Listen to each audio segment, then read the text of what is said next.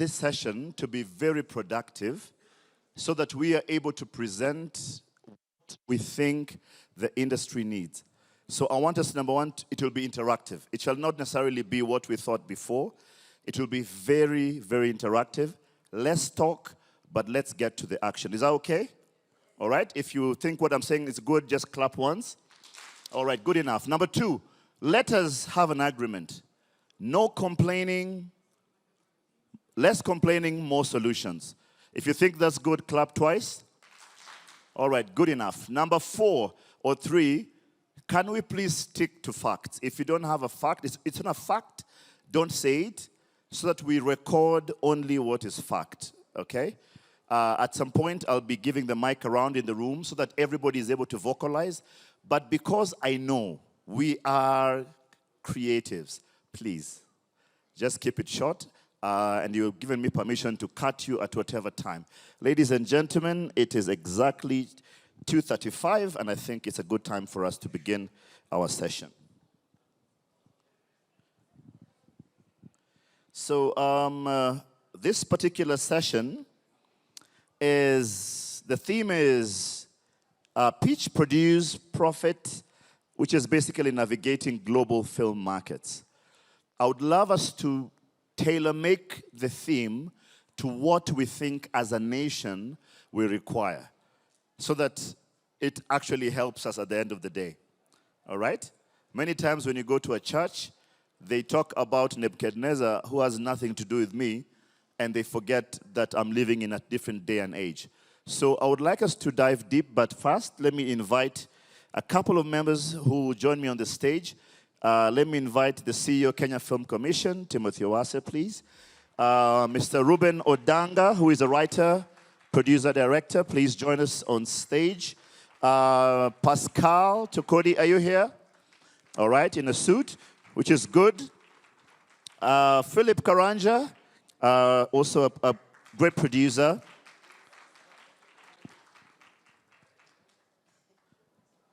And Yvonne Mwinde, who will join us also on stage. All right, so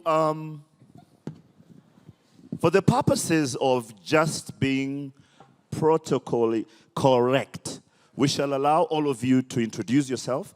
Just say what you're doing right now. We know who you are, but just say what are you working on right now. And then we shall go to the next part. All of you have 1 minute. Please, Yvonne, let's start with you. Ladies first. Okay. Hello, everyone. Good afternoon. Nice to see everyone. And thank you to the organization for inviting me. I'm a visual effects artist. I'm very happy to be invited to this panel and that the conversation has moved beyond film to the whole pipeline, which is really important. I work as a digital artist, a digital matte painter, concept artist, and working on several shows at this time.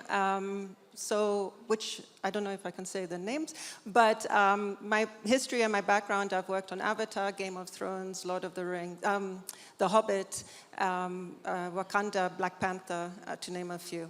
So happy to be here. Oh, and sorry, we've also transitioned to documentaries, something that we're working on currently. We're working on a sports documentary about Kenyan triathletes. Thank you. Wonderful. Team? Good afternoon, everyone. My name is Timothy Owase, and I'm a storyteller. I act as a catalyst for growth and development in the film industry in Kenya. CEO, Kenya Film Commission. Thank you. Hi, guys. Pascal Tokodi. I'm an actor, singer, director, entertainer. I've always looked for an opportunity to bring out the suit, so thank you. Thank you so much. I tend to think of myself as God's favorite idiot, so I hope that I will have a chance to entertain you guys as well. Thank you so much for having me. Right. Philip Karanja is my name. CEO and co-founder of Philip Productions Limited, and we've been producing culture-changing content for about 2 decades now. What we are currently doing, working on our next film. We have an agreement with our community. We drop a film every year, so currently working on that, and building up to be the intersection between creatives and commerce. Good afternoon. My name is Ruben Odanga. I'm a filmmaker, CEO at Moulton Productions Limited. We specialize on long-form content for mass media, telenovelas. Last year we finished producing a short form for Netflix, Morfire. We've just finished producing Sugar Mashariki. We are jumping into a feature film with some help of some good people in the room, I'll mention later. And I'm looking for people to partner and sponsor. All right. Wonderful. Quickly, let me just pass the mic around. Do you have another mic? Okay. I want 3 or 4 people to tell us what exactly as an industry you'd like this session to come out with. So that what we discuss is actually what we want as an industry. Is that okay? Clap 3 times if you think I'm talking the truth. So there's a mic there. Can we have hands up? Anybody who would like to tell us? David Morathi, give Brother Dave. Who else? As an industry, we need to have a common voice. So I'm told after this session, we'll have to say, as an industry, what do we think that we need? So at the back, David? One of the things, like Yvonne just mentions, looking at the entire pipeline, animation, scoring, looking at all the other aspects of the industry and seeing the opportunities available. All right, opportunities available and the whole pipeline, that's one.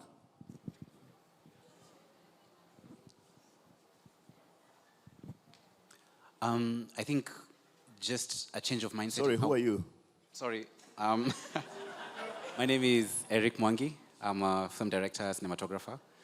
I think what I'd love to see come out of this is, can we think about how we can treat our films and our projects as startup companies that sort of like adopt an entrepreneurial approach to our projects and see where that takes us. Awesome.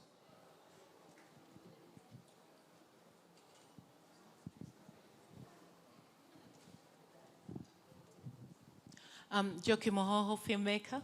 I'm hoping that we get some headway on how do we collect data and very specific and updated data, because you can't grow an industry without data.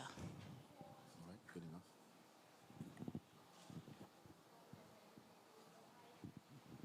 Good afternoon, everyone. My name is Mona Lisa Githiomi. I'm an owner and operator of a TV station and a radio station in Laikipia in Nyandarua, and I have struggled mightily with production costs.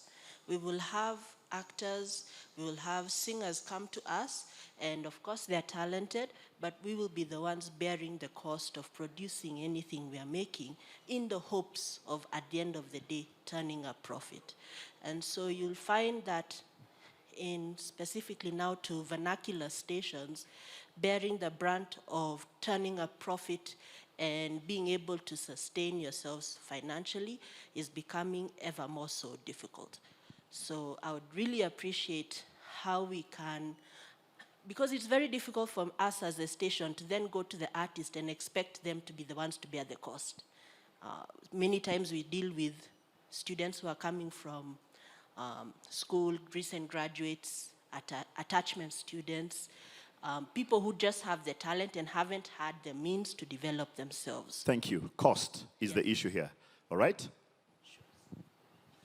Good afternoon, everyone. My name is Connie Alwatch. I'm an award-winning stylist.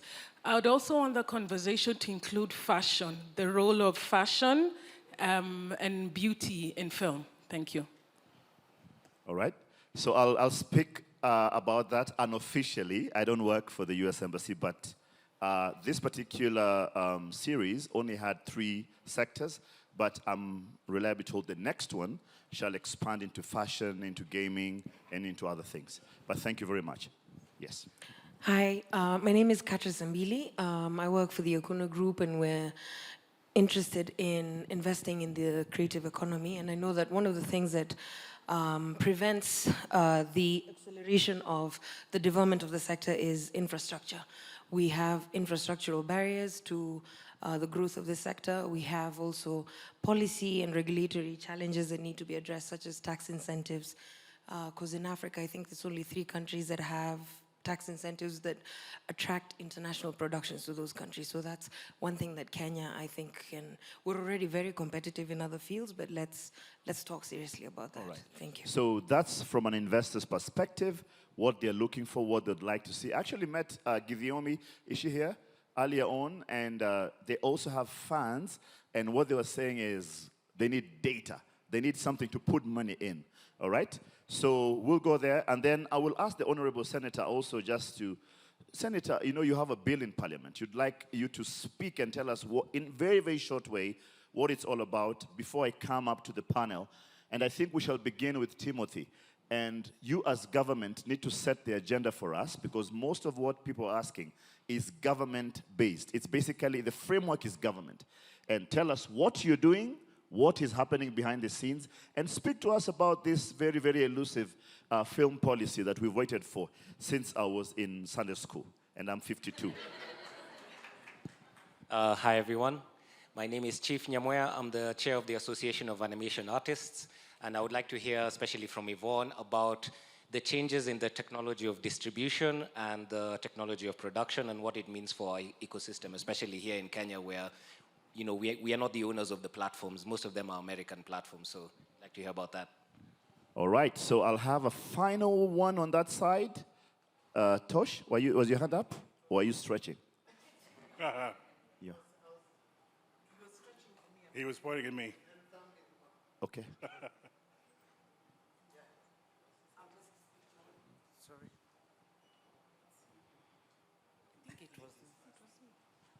I'd like to, as a local investor, I would like to know more about how we can make it easier for the local investors. The data has been brought up, policy issues, infrastructure, training, all of these things. I know everyone looks to the outside, but we are also here. And I've seen other industries in Africa grow because of the local ecosystem, Nigeria being on point. So I'd like to hear more about what is actually going to happen with the rest of us who have invested for over 30 years in this industry and want to continue to invest, but we have a lot of issues holding us back. My name is Duncalf Brown. I'm a filmmaker. I want to talk about the issue of licensing. Most of the time as filmmakers, when you take up a license to film a movie or whatever else around the country, if you take a license nationally and you're going to shoot off Nairobi, you will be harassed by county askaris because they say the license is not valid within their locality, which is a mess because when you're taking the license, it indicates that you can shoot wherever because you indicate the location of filming and the number of days and so on. So we need a harmonization of the licensing policy so that we don't have trouble when we go outside Nairobi, because it seems like there's double licensing where you have to pay for maritime. Thank you. Also. Thank you. We shall touch that when we come to the issue of devolution and the post of devolution in all this. That's a devolution problem, and I think somebody else will catch it. Ladies and gentlemen, allow me to come to the panel, and then I'll come back to you. This session, we said, is interactive, okay? But first of all, government. Sounds great to say it from this side now. Timothy, what is government doing? You've heard about the various things that the members of the fraternity are talking about. Can you just address them? Because I know you're well up about that. And then I would love to next come to Phil. And Phil, I want you to speak about this community you spoke about, because we are seeing what you guys are doing in the theaters and filling up 3,000 people watching a single, whatever it is you guys decide to put together, guys sitting on a table, 3,000 people. Guys coming to watch a movie, 3,000.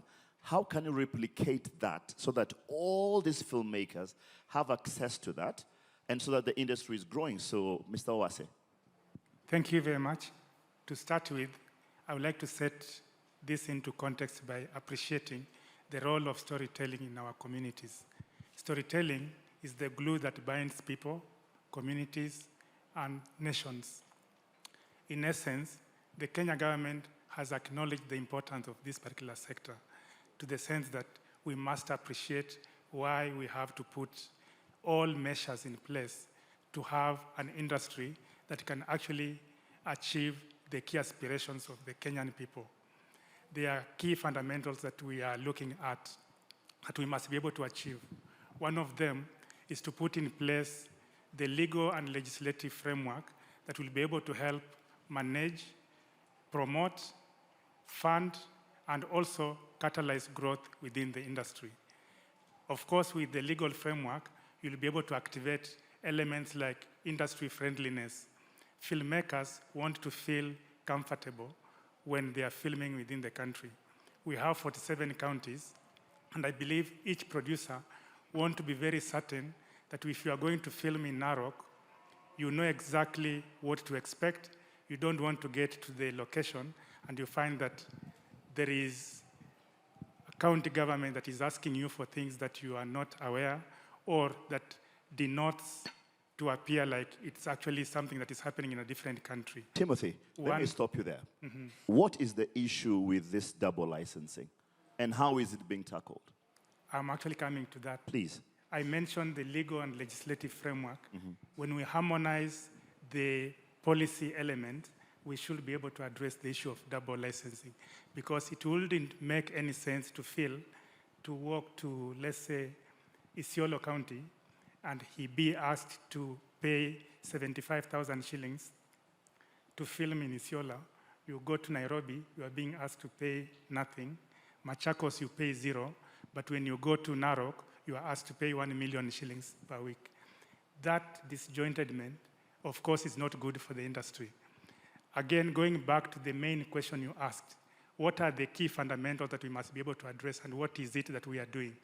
I talked about the legislative framework, and legislative framework will be able to put in motion elements to do with the industry friendliness.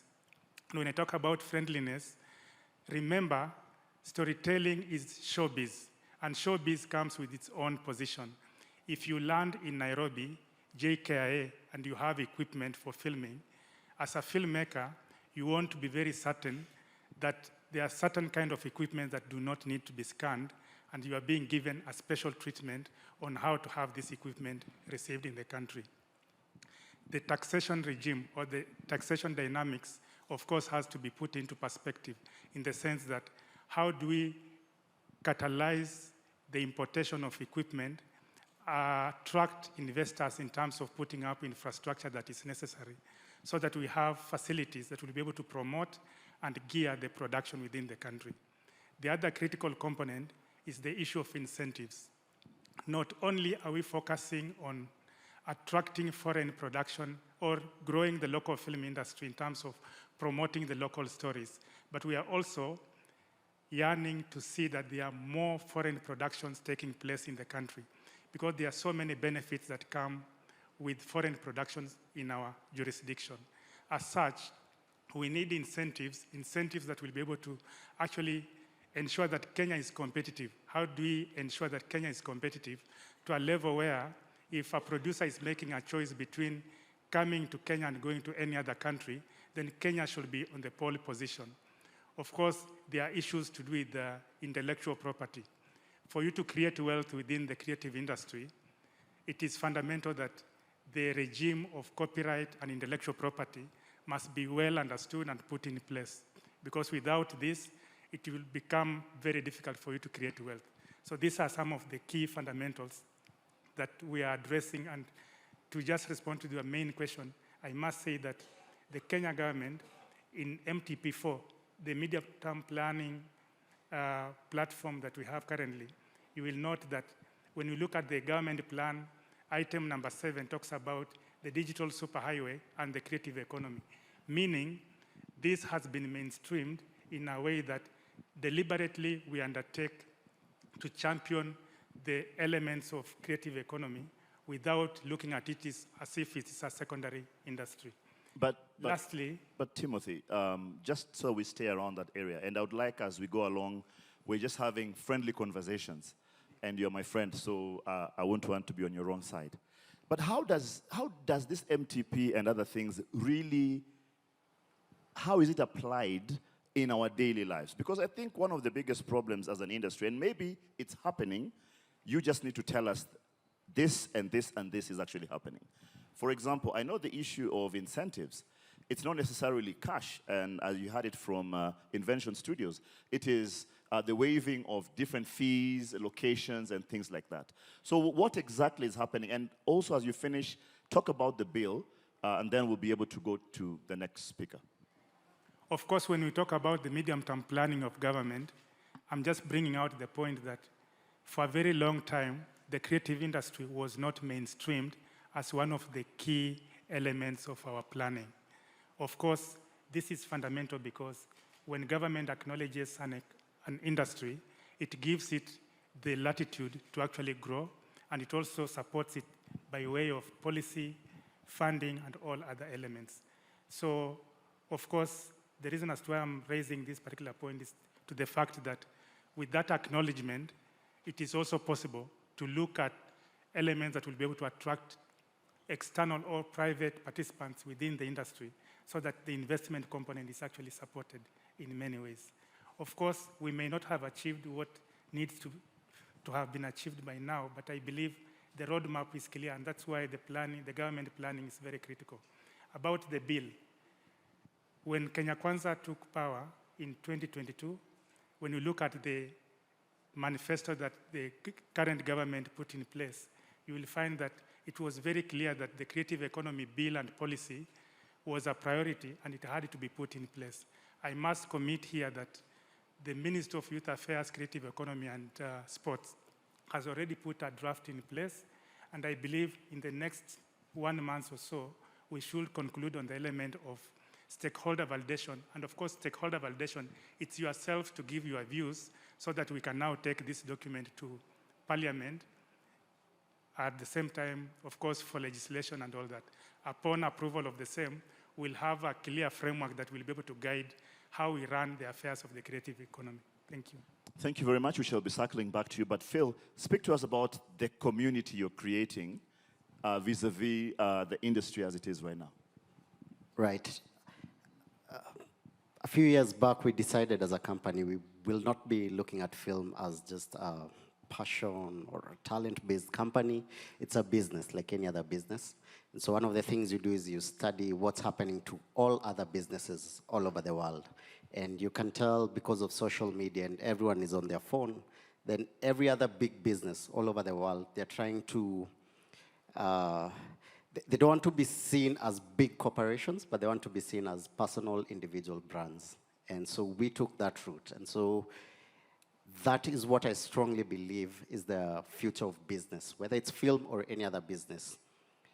Gone are the days where you'd shy away from your phone. Now you need to build a personal brand. Personal brands will be bigger than businesses. The reason President Trump won that election is because his personal brand is bigger than the Democratic and Republican Party combined. Personal brand is the way to go. The reason Elon Musk is moving the way he is, personal brand. I can speak longer on how to build a personal brand. So once you build a personal brand, then you build the community. Now, people think you need to be famous to build a community. No, you just need to be a thought leader in whatever industry you're in. Let's say it's graphics and animation, or it's short films. And I love the way social media is working right now. It used to be called social media, but if you ask me, we should change the name to interest media. Because right now, if you open your phone and you go on any social media platform, the content you're engaging with is things that you've shown interest in. So we should call it interest media. So if you want to build a community of guys who are watching short films, then start curating content and producing content around short film. Then the algorithm will push guys who love short films to your page. Yeah. So tell me, the last event you did, how many people did you have in the theater? Thank you for that. I was about to correct you. We had an in-person film screening of 6,000 people, making it the biggest film premiere in Africa.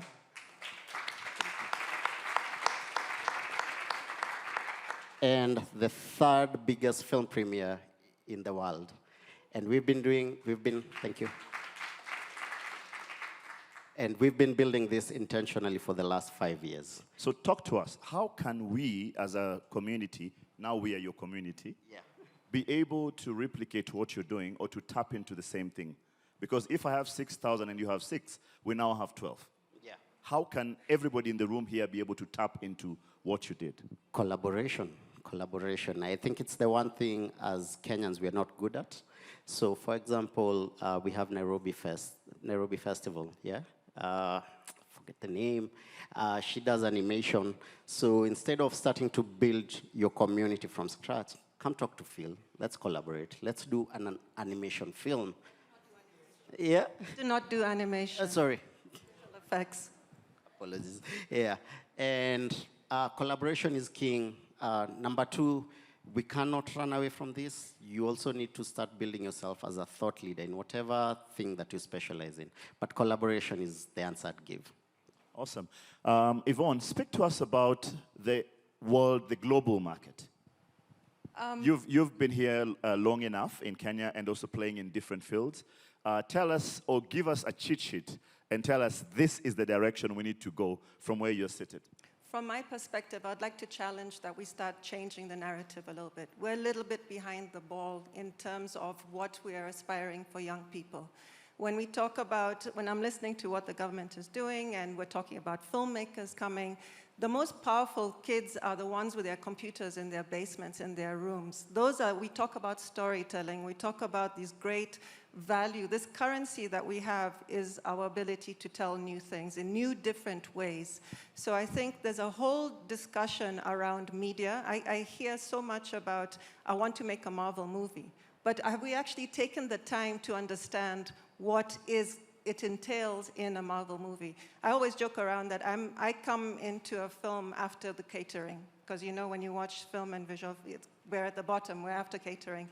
But if you actually take a moment to look at how many people come after catering, and we talk about words like job creation and future and young people, ask them what they're doing. They're playing Minecraft. They're working in 3D worlds. What does that mean for the next level of storytelling? We're talking about Unreal and real-time experiences. What are these technologies we're talking about? I want to challenge us to stop saying Kenya, we're a beautiful location, we're 100% that, but we can be more than that. Can we invite people to come to shoot in Kenya so that we can leave some pixels on the ground for these young people and for any people to do the work to get the experience? So when you talk about global, look at any scenario. I've been lucky enough to work at Weta Digital in New Zealand, all these places that popped up, right? And what made them attractive? Incentives. They made it attractive.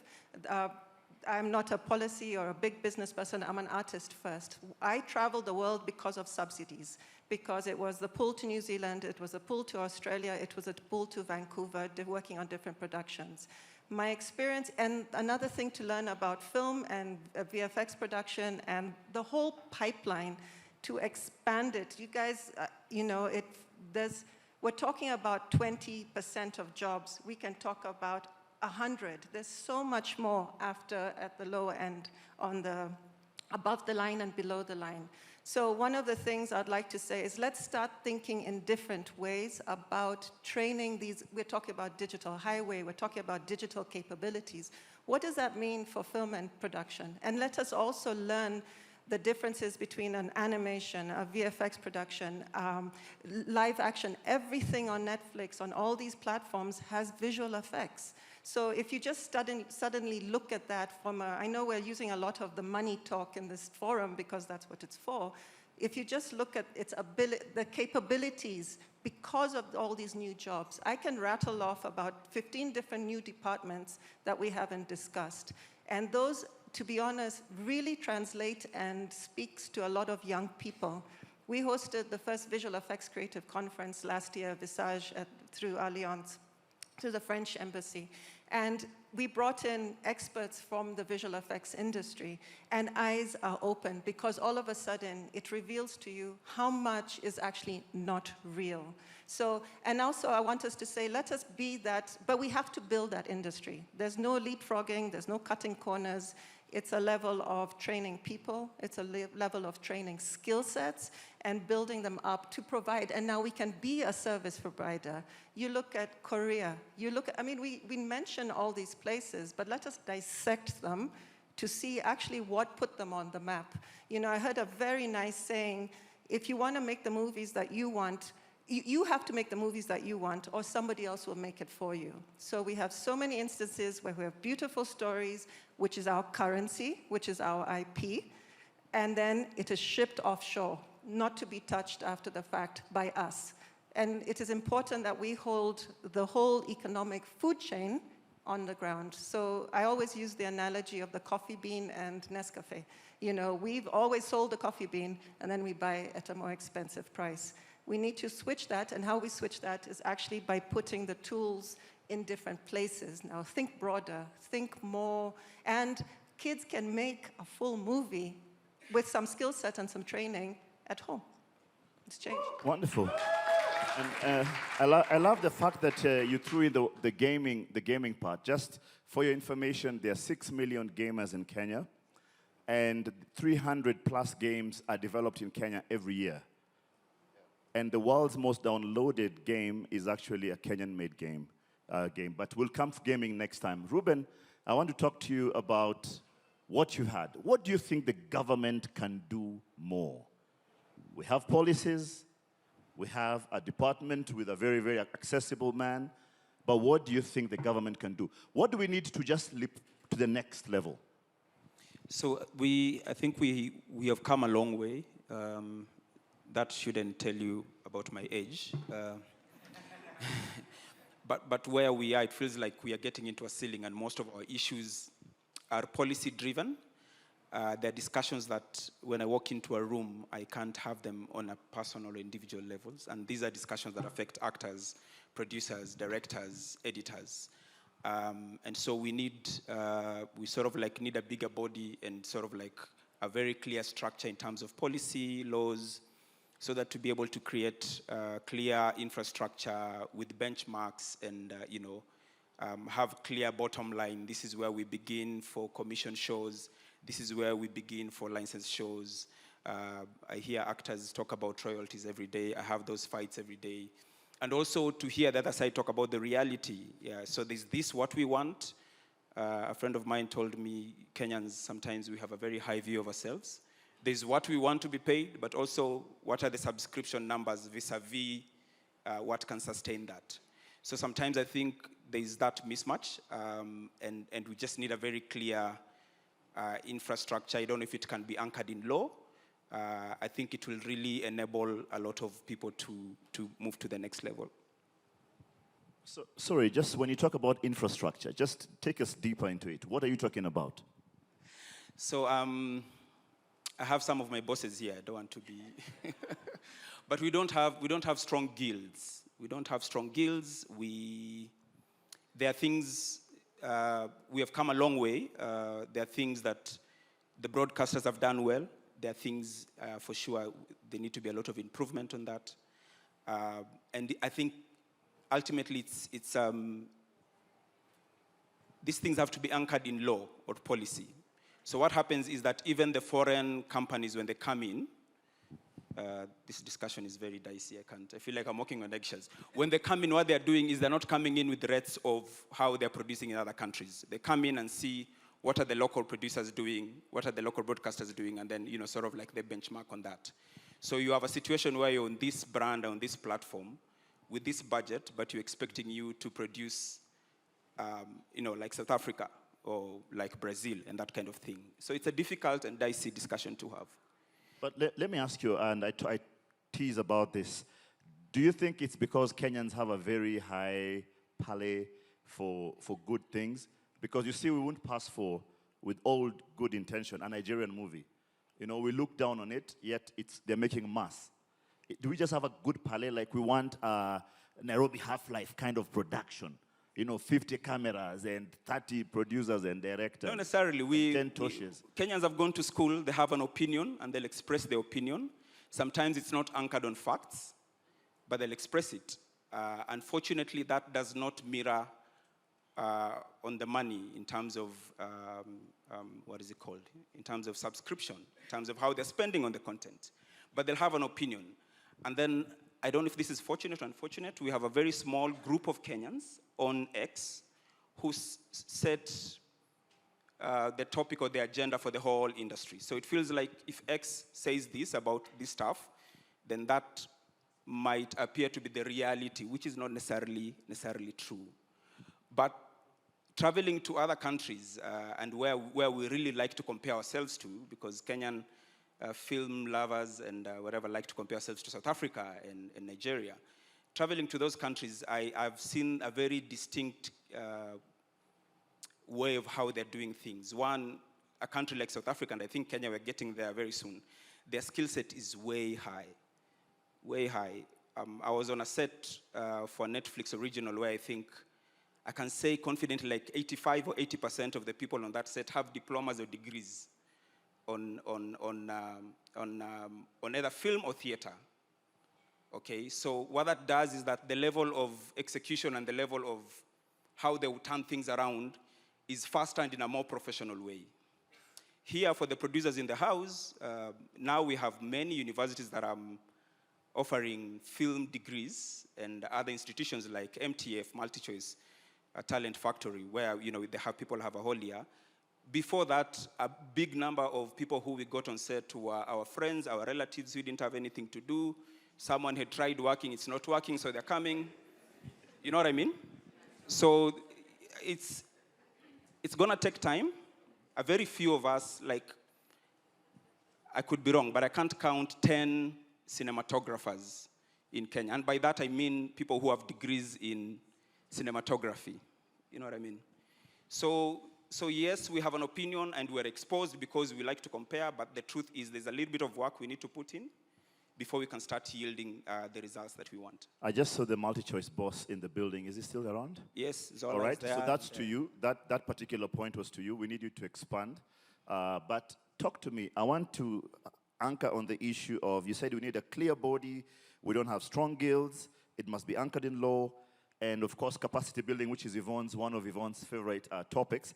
But what kind of body will this look? What does it look like? Just paint for us a picture of what kind of body will help us move to the next level. And then who are the players who need to turn it around? Is it the industry?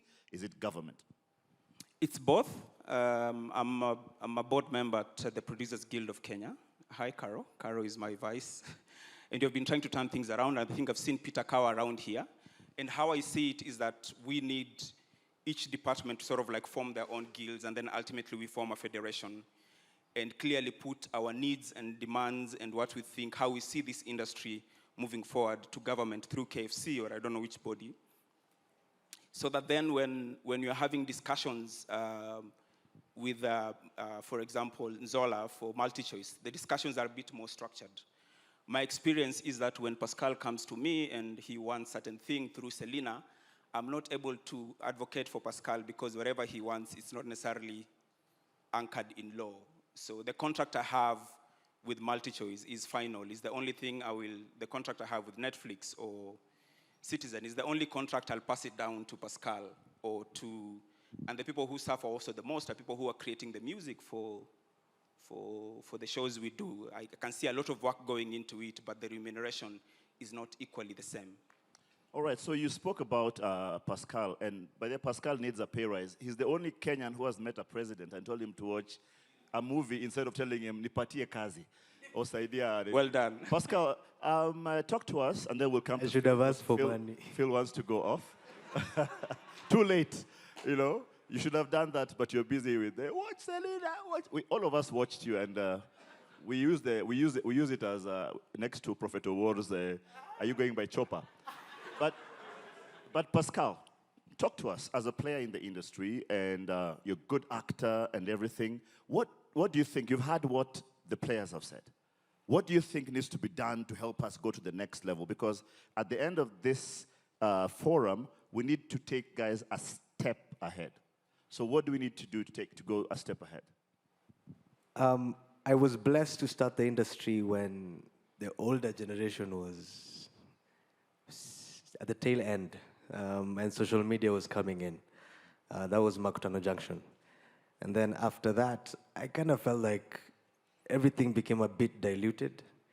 Ruben was talking about people who have never been to a film school, but you find someone handling a black camera or a red, doesn't know anything about lighting or anything. And I feel like the older generation didn't do much of teaching us the younger generation through. It was mostly about saving money and hiring someone you know. So you could see it coming, you could see what was going around. And to speak a point about how Phil put it, the community side of it, I took advantage of a show called Selena. Selena, we shot it for 6 years. 6, 5? 5 years. And that show gave me, it opened borders for me. So I sat down after that, waited for jobs.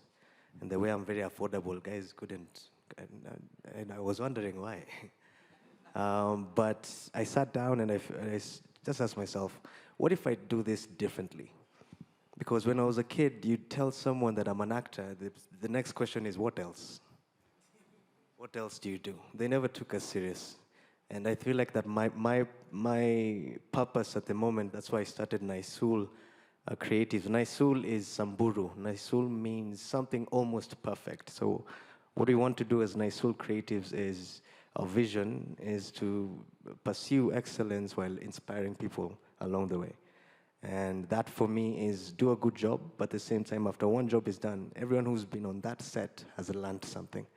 And again, guys that I grew up listening and watching and learning from, I want to invite them on set and teach these young kids at the same time how to make a living and how to make something proper with their career.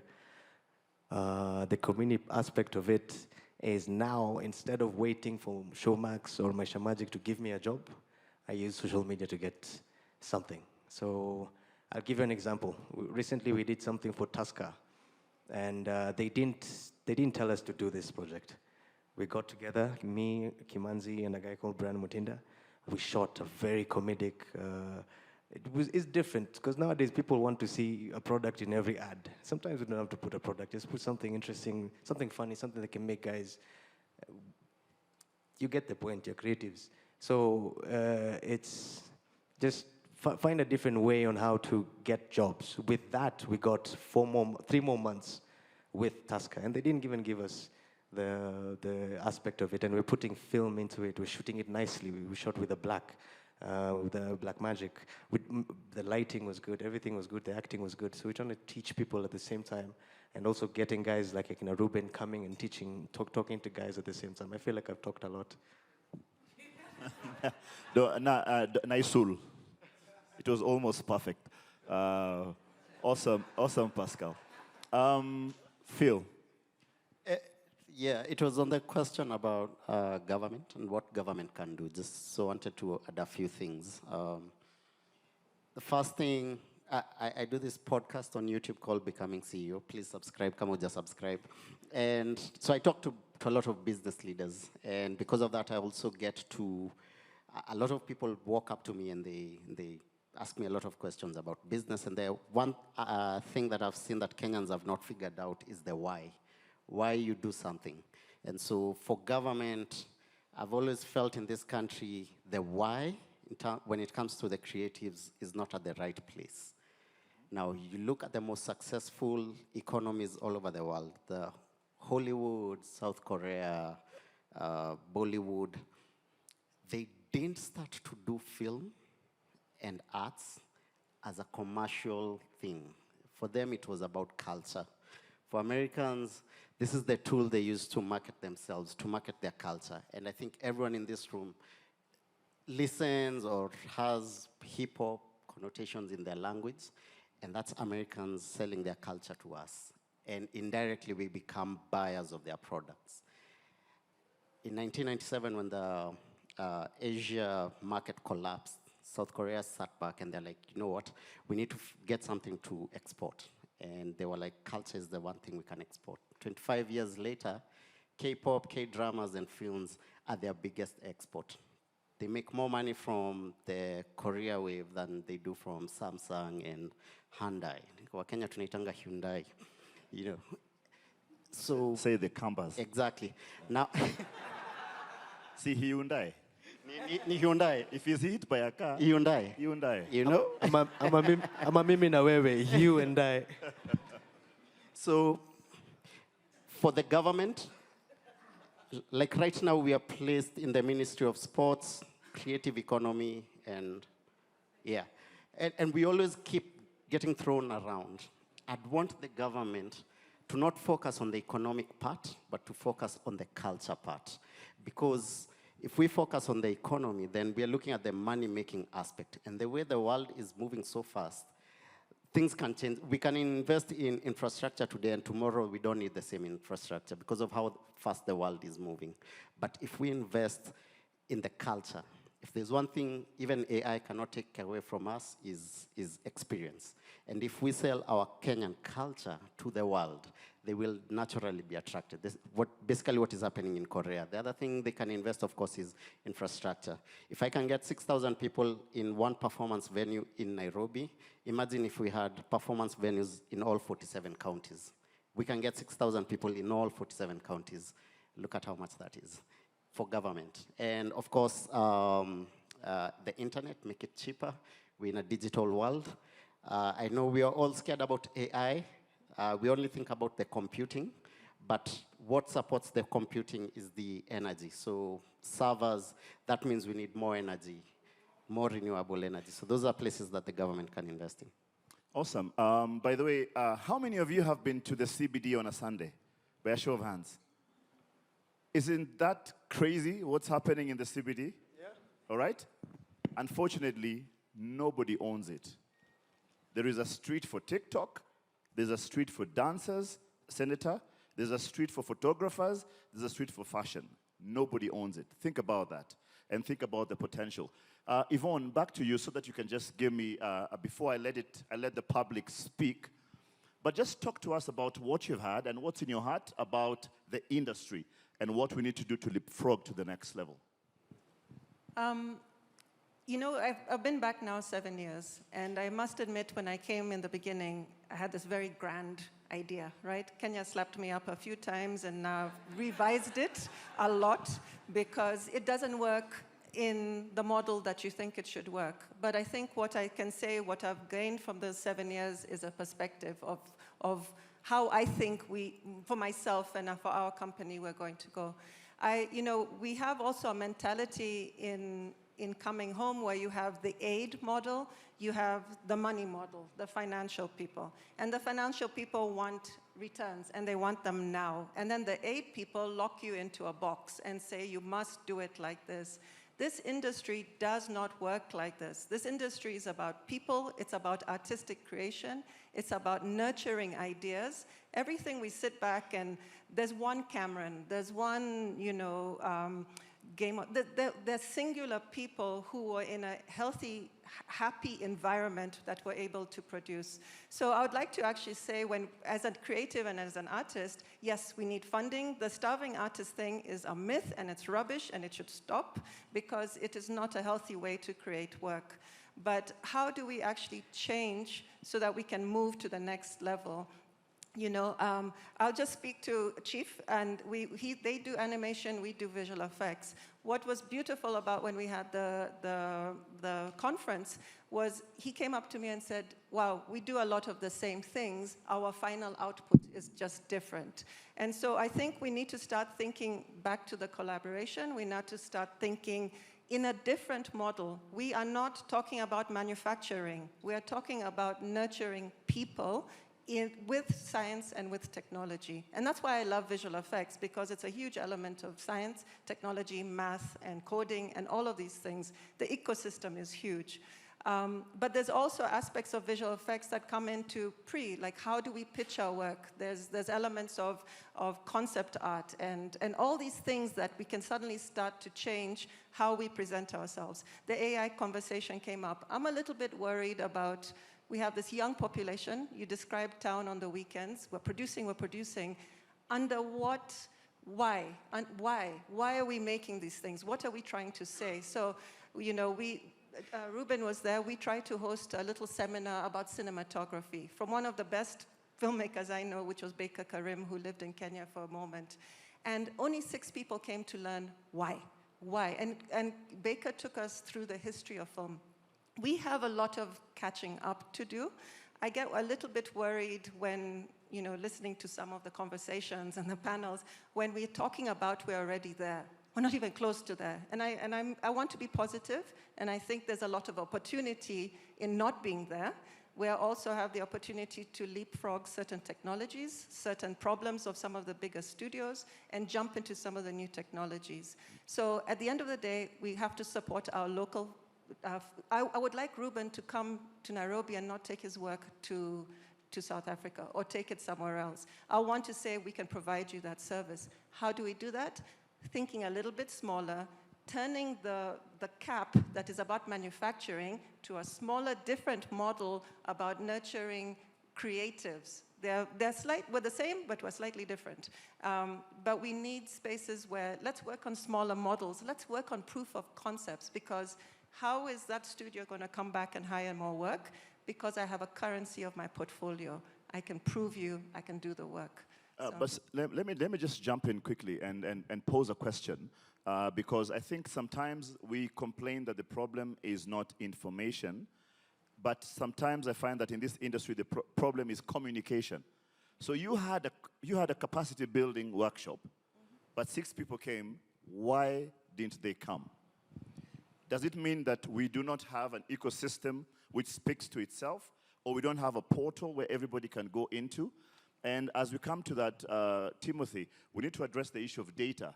Government has a big, humongous service funded by the taxpayer to do research, statistics, and provide data.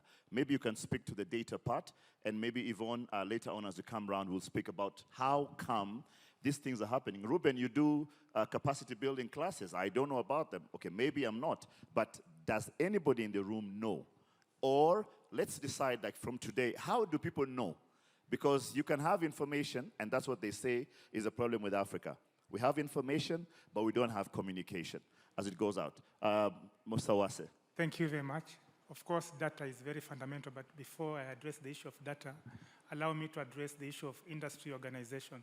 You talked about guilds and how we are managed as an industry. I think there is one fundamental thing that we must be able to look at. The film industry value chain contains several professionals. These professionals ought to be organized in various guilds, and these guilds should be the key champions for self-regulation. I believe if we apply self-regulation, we can be able to achieve much more. There are those issues that producer Odanga has raised. They are very fundamental, and I believe most of you guys experience this. We can be able to address that by ourselves getting more organized and coming together through the guilds that are strong to undertake their duties. Of course, in the new bill and policy that the ministry has put forth, we have proposed to have a federation. I know currently we have so many briefcase associations. We should be able to have very professional associations that are able to actually represent you as an artist in your own field. When we do that, we'll be able to achieve much more. Now back to the issue of data. Data enables business people to make decisions, more so strategic decisions. And as Kenya Film Commission, which is an agency responsible for catalyzing growth and development in the country, we have engaged the Kenya National Bureau of Statistics and had the first ever film industry satellite account. As we discuss now, Kenya has an established film industry satellite account, and my main aim is to see to it that this is mainstreamed in a way that every day, every week, every month, and every year, the Kenya National Bureau of Statistics can be able to actually collect this data and disseminate for you to be able to utilize this for decision making. Thank you. All right. I would like, where's the microphone, please? I only have 10 minutes. So everybody will speak for a minute each. Where's the microphone? All right. The Honorable Senator also has a bill on the floor. So would like to just, Senator, you have 2 minutes. And I'll call you to order. Order, Honorable Member. Thank you. My name is Eddie Gisher Wokech.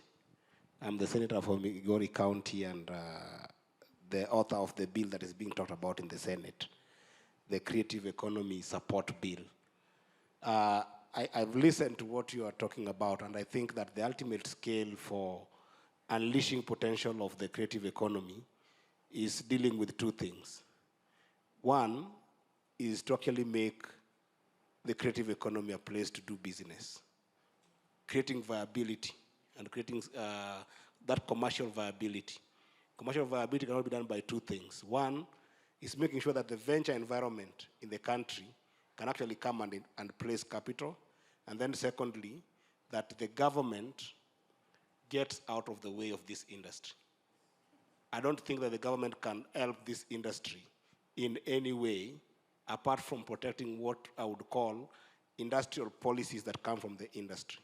So the bill that we are proposing, there are some elements that I've had, the bill from the ministry talking about that we also have, which we call the federation the council, because we think that federation is more the government normal things of doing stuff, but the council is actually getting the clusters of all the different creative economy to be able to come together and then form the council themselves, fund the council to run itself, have it as its own terms, and have it create standards that can give confidence to the venture environment to invest in the industry. So those are the two things we're trying to solve. I can't summarize the bill in 2 minutes, but I want to invite you to actually check on the bill.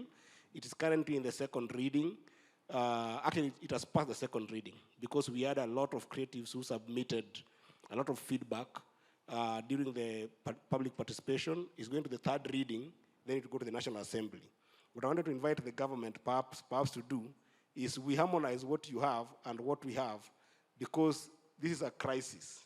The industry is not organized into a proper industry, and the more we take time to work on these bills, the more we are disadvantaging the industry when there's a lot of interest to take off currently.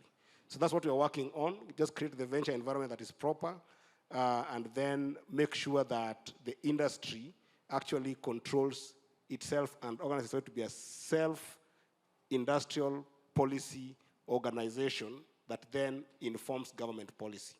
That's our difference. Thank you. So how can we see the draft bill? We can share it. I mean, it's online. If you go anywhere in the Senate, it's online. But I can also share it with the platform here, and then you can be able to share with all the creatives. All right. Have you guys read the bill? Do you know there's a bill? Okay. How best can you get information, creatives? How best? Just shout it.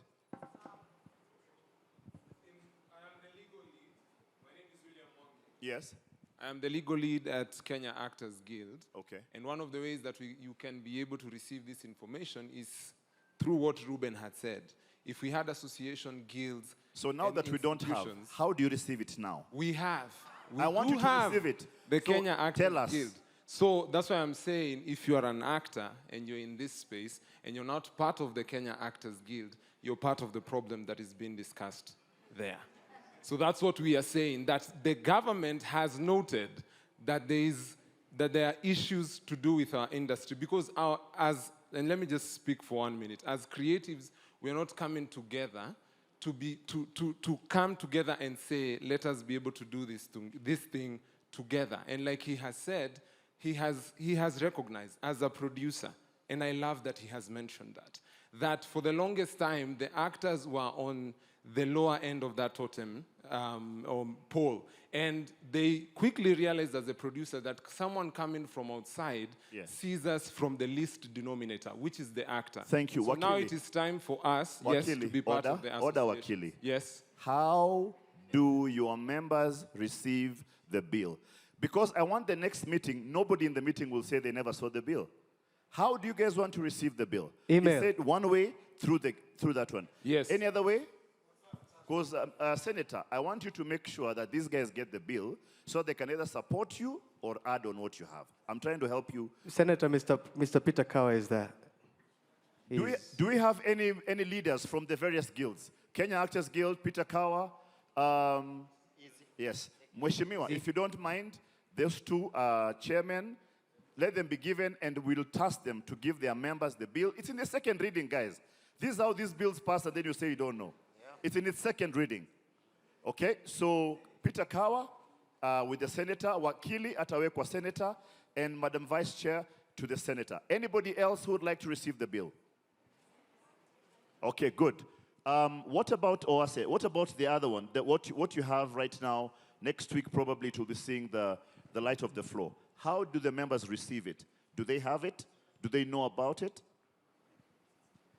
I just want to emphasize that you cannot pass a bill or a policy in this country without stakeholder. No problem. But we want them to have it before.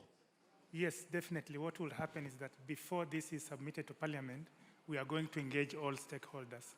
Okay. And the way we do this is we call stakeholders through the guilds and associations. Are we together, guys? All right. I want us to leave here with a comfortable mind so that you don't say government is doing this, government is doing that. We want you guys to be in the know. Senator, you have a point.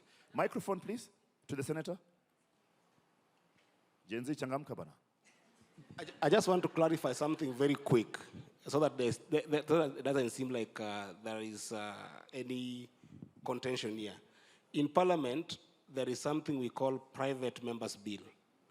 So private members' bill are bills developed by legislatures in the House, the people you have elected, senators or members of Parliament, members of National Assembly, based on their passion, understanding of whatever the issue is. And then there is what we call government-sponsored bills.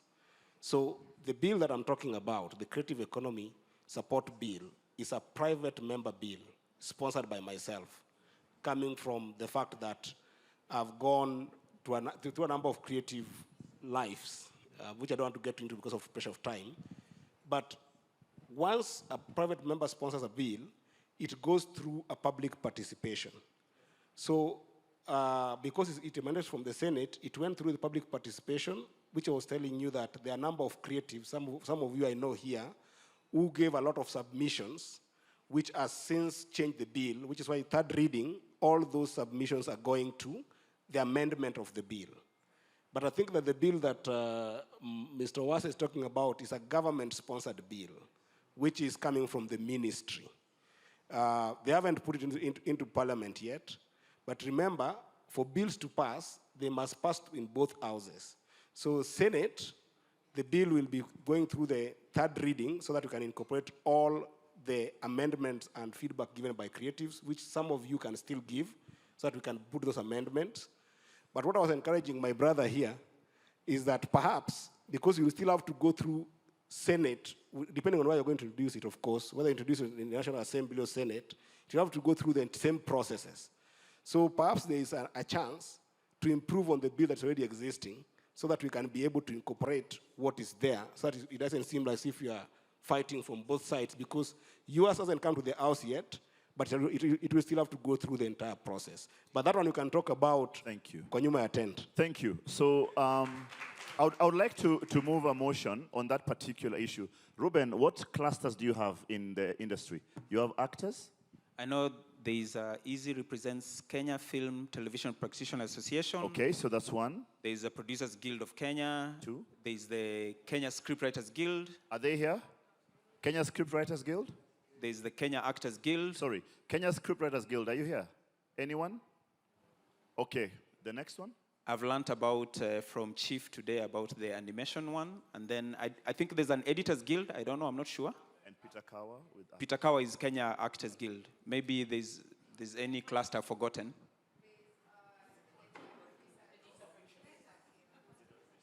Theater Producers Guild. Yes. So let me request my brother with AI holder. Do you mind if we look for a temporary way to communicate to these guilds? Do you mind championing that? It's not maybe in your, we're just requesting as people who've been invited here to eat lunch and breakfast. But Mr. Owase, do you mind being able to be the channel for communication that we have, so that we have a unified way before all these things come to light? Because the problem is, if I call it, I might say I have an interest. If Odanga calls it, they'll say he has an interest. So do you mind temporarily convening us just for the purposes of communication and information flow? Definitely, the Commission will be able to do that. But remember, why are we here? First, we had this document presented to stakeholders. They gave their input. Out of the immense inputs stakeholders gave, that's why we had to go to the drawing board. And now we are planning to go back to stakeholders to see exactly the amended document. Then in addition, based on Mheshimiwa Eddie's comment, I just want to confirm that we've agreed with Mheshimiwa that next week we are going to have a meeting so that we can be able to harmonize this document to have a holistic policy and bill that will be able to address your challenges. Thank you. Thank you. All right, awesome. Asante sana. All right, so I'd like the microphone on the floor, start right there, and then we shall take some quick reactions. We can start from this side, we'll come that side. You, and then Foolish at 40s, we'll take it, and then we'll go the other side. All right. She has a show next week. I hope you guys, it's this week actually, right? For the 14th, make sure you show up. It's her show. It's called Foolish at 40s. All right? Thank you, Ambassador. I don't know about tomorrow. If I break the rules and I go over 1 minute, I ask for your forgiveness. I will stop you at 1.5. Yes. The reason I say that is what I would like to share with all of you. Having been a filmmaker who has been very fortunate to be successful, I took a back seat and left the industry to study, not just for my academic improvement, but to also look at what are we leaving behind, what lies ahead. And what I've come to see is that we are not doing too bad, so you should first clap for yourselves. I am currently pursuing a PhD program that's investigating how creative technology can be deployed as policy instruments in the creative industries. And I've come to understand things in a very different way. What we have described today is simply a tension between growth and development. For a very long time, the government has looked at us as a source of economic development. But we have not developed. We are still in the growth phase. And no one has ever thought about incubation so that we can grow, become sustainable, and then contribute to development. And that's why everybody who's mature, slightly older than me, or in my age set, will feel like you're in a flat line, that you have done all you have done, and now you're at a place where you cannot pivot, you cannot do more you're doing. And the worst part is that everyone you inspired is your competition. That is the real tension that we must address. And what do you need to grow, to be incubated? She spoke about incentives earlier. And everybody says Kenya doesn't have incentives. We look at South Africa, Morocco, and Mauritius. The truth is, when you look deeper, South Africa is in debt of almost $1.2 billion in incentives. Morocco is now closing the cap. Mauritius will not have the incentive programs in the next 4 or 5 years. Why? Because they adopted things that were happening elsewhere and deployed in markets that did not understand that model economically, whether fiscal or non-fiscal. But the interesting thing about Kenya is that we have forethinkers. The problem we have is things are not centralized. When you go deep into our constitution, you find something called the Kenya Investment Trade Act. In that act, everything you will call an incentive has been outlined. The film industry has been there for the last 8 years. What you require to do is figure out how we fit in that bracket. Now the new government has advanced it further and created something called special economic zones. Now for us to grow, what Yvonne spoke about, what Phil spoke about, what she spoke about earlier about infrastructure, is we need to be incubated in special economic zones. Special economic zones cannot only be for foreign investors. And that is the first message I pass to government and also the American investors. If we can have a local special economic zone for creative industries, where all the benefits that are already in the Constitution, 10-year tax break, you don't pay VAT, you don't pay import duty, You can bring in foreign talent and you'll not need to pay work permits. Tell me if Tosh will not be an empire. And today we struggle from the other issue of creative technologies. Everybody here has spoken about rights and money. We rely on adoption. We have adopted foreign technology, whether it's Netflix, whether it's Spotify. And you know what? We will never make money. I challenge someone like Phil, who has Philip TV. Put your content there, even if it's just 500 of you. Acquisitions will come your way and you will grow. We need to really figure out how we stop thinking of the creative industry in isolation, think with technologists, think with policymakers, and develop our own creative technologies. It is the only way we will move forward. To close, I will say, hold on to your cultural agency. That is the money, is the gold that you have. Every success country you have mentioned, like Phil said, the only thing they trade off, whether it's in their music, their fashion, their film, is their culture. Look at NBA. It's a sports culture. We are all running around to Kigali to watch the NBA series. Very soon, it will be the most profitable sport over football in Africa. Hold on to your cultural agency. Use that as your tool to monetize. Number two, Tosh was saying earlier that we've got new tax proposals in the finance bill. Last year, there were 14 issues that affected our industry. This year, there's only one. And so there is some work that's being done, so we tell the government thank you. But that one issue revolves around the internet. We feel like we're being overtaxed. But why? It's because all our content is in foreign platforms. So when they're being given stringent conditions to operate in Kenya, they transfer the cost to the consumer. But if Phil TV is incubated in a special economic zone, your content there will not attract that 5%.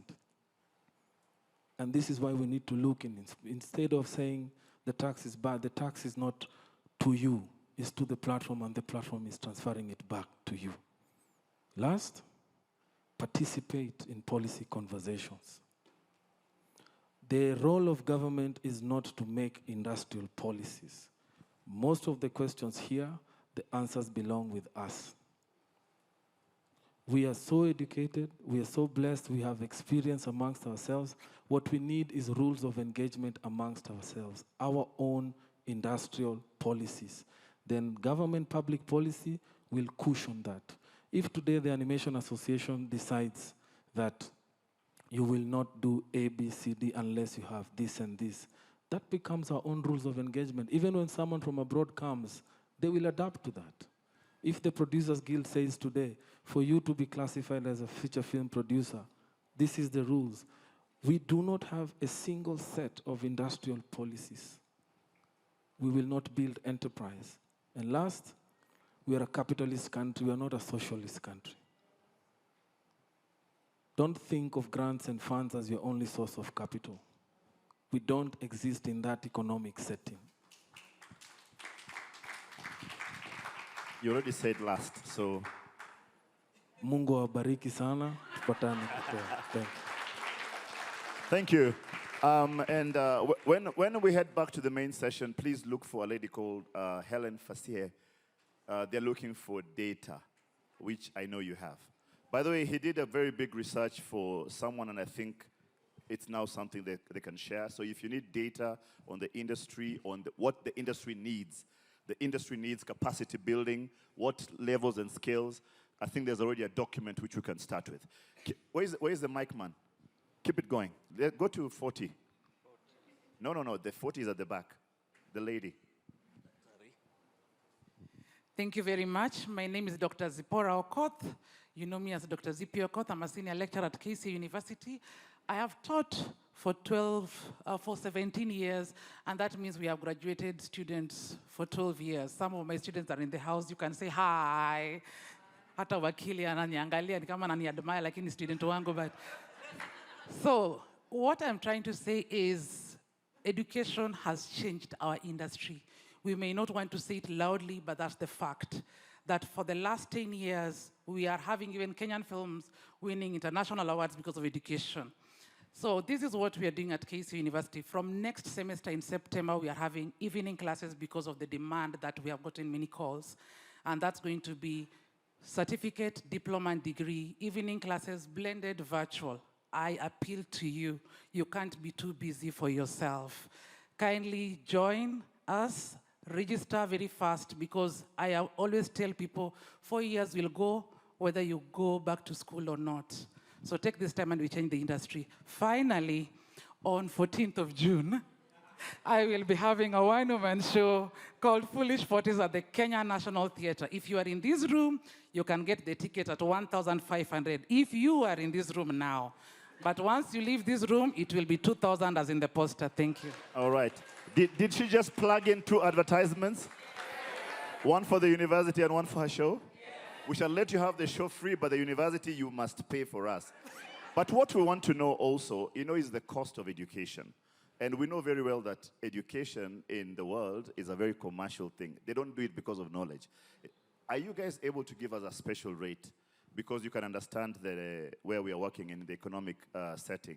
If you can let us know. Again, through the same Let me channel. just answer you immediately. Yes, we can. And KCA University is one of the most affordable institutions for film, even for the degree, if you just compare across things. All right. Mr. Mike, have the mic.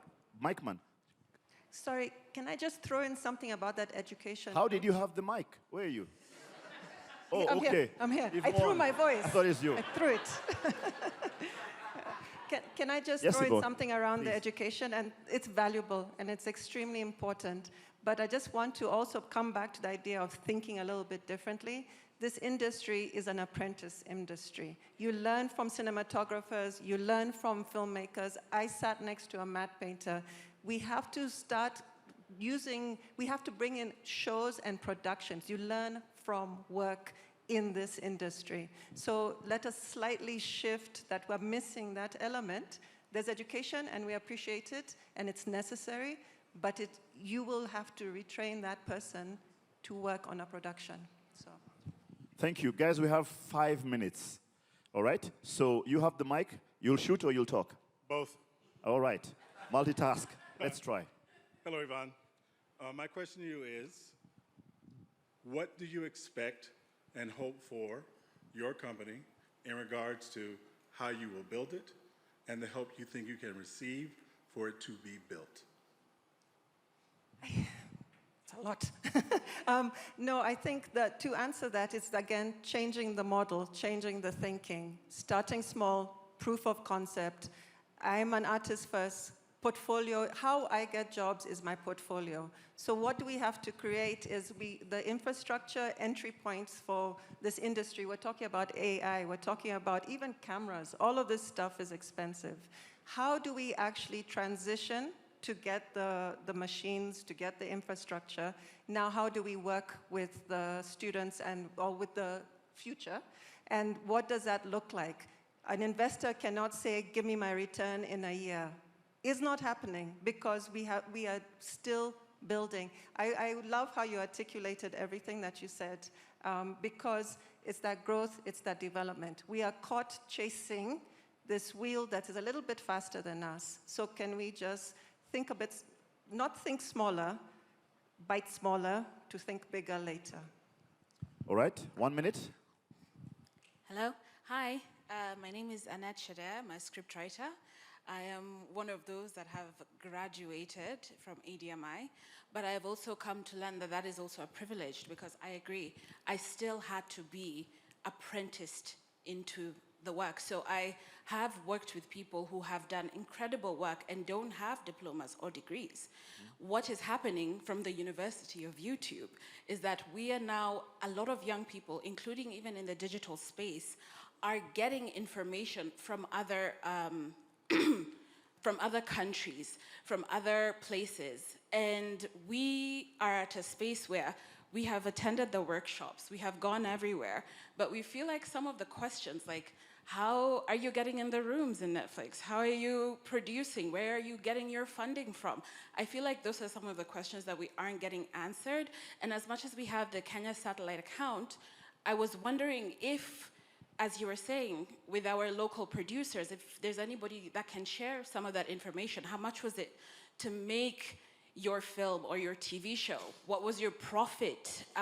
What were some of the pitfalls that you were experiencing? And I think that that's information, just as was shared, that would help us maybe, you know, not asking for money that is too much or something like that. Thank you. And as she goes on, think about this. How much, Phil, do you spend making one of your productions? Quickly, the amount. 100,000 US dollars. That's what? Around 10 million. 10 million 10 shillings. to 12 million, yeah. There's a company in Kenya which turned a profit of 2.5 billion shillings this past year.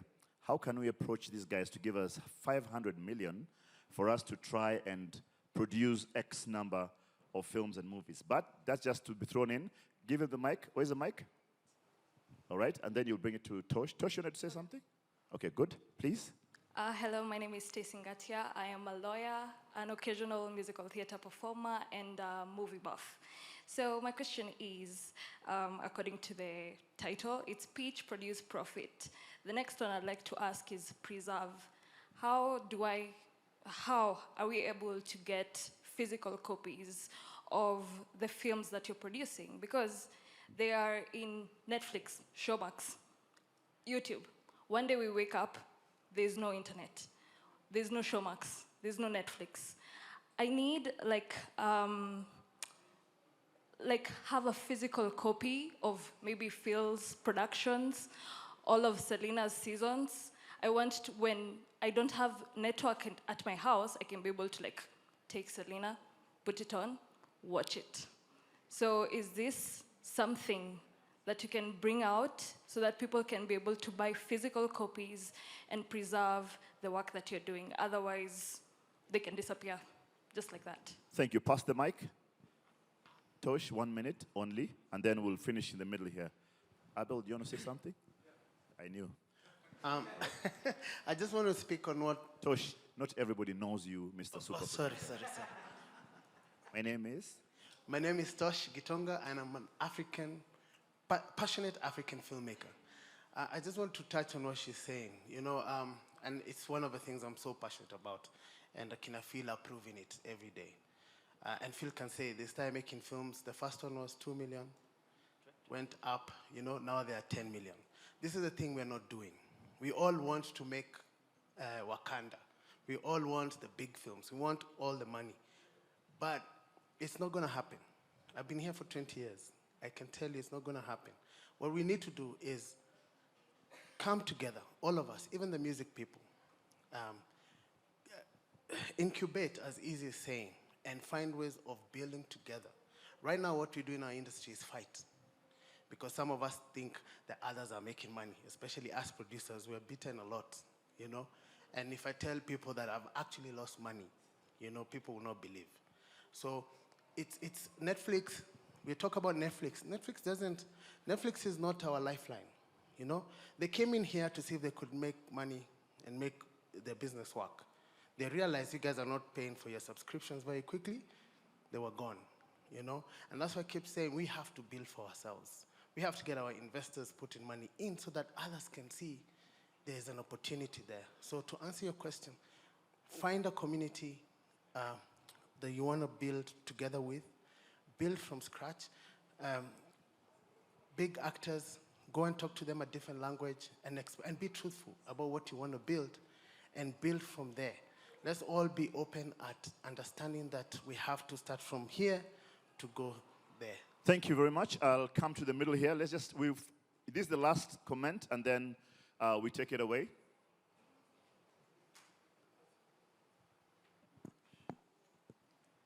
All right, thank you very much. My name is Abel Mutua. Philip there is my co-founder at Philip Productions Limited. Thank you very much, Asante sana. I was actually outlining the number of careers in film. Nishafika number 63. I'm at number 63. I still don't have a psychiatrist. I do not have a barber. I'm at number 63. So if we are talking about creation of employment, I do not see any other sector that has the potential that film has. So why are we still suffering from unemployment, yet we have an industry like this? Do you know why? It's because when, how can I put it in the most polite way possible?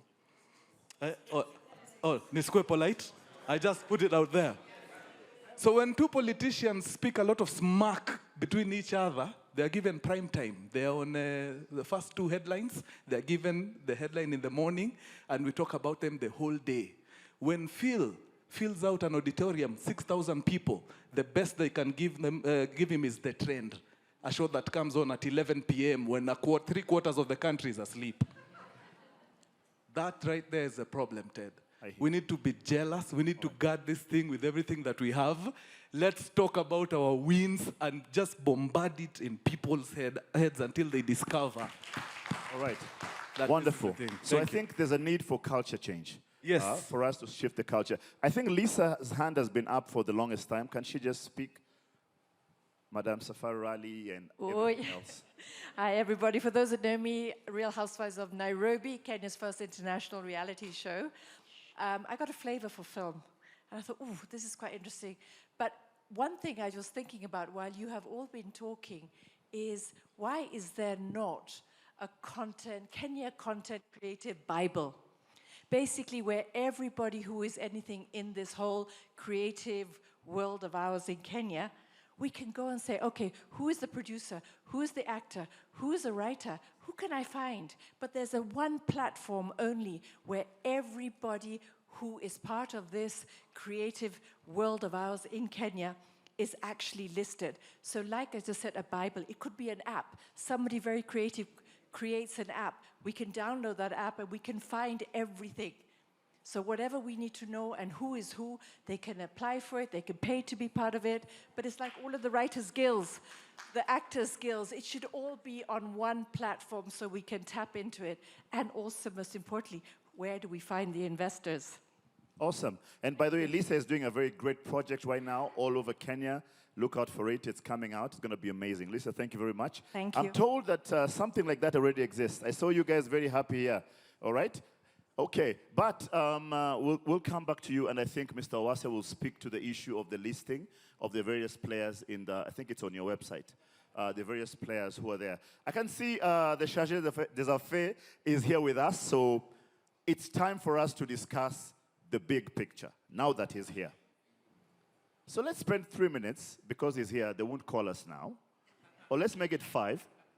But how best can we collaborate with American markets and the American ecosystem? And remember, it's not always about a begging bowl, it is about value. All right, so where's the mic? Anybody? Mr. Mudamba, I was waiting for you to speak. You're one of the oldest players here. All right, but take Mr. Mudamba. Yeah. 1 minute, and I'm serious.